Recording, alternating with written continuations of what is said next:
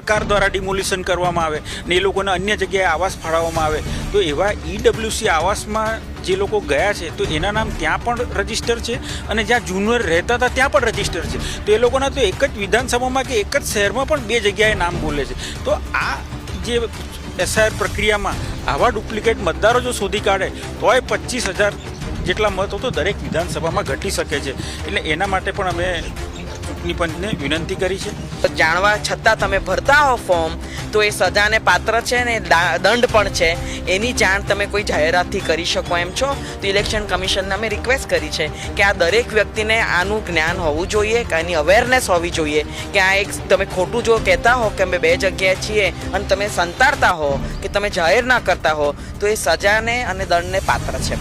આ જેટલી બી ઇસ્યુઝ અમે રેઝ કર્યા છે બધા એની બરાબર રીતે ધ્યાન આપી અને એનો કોઈ રસ્તો કાઢી શકે. અમારી તમામ માહિતીથી અપડેટ રહેવા માટે જોડાયેલા રહો S9 ન્યૂઝ સાથે.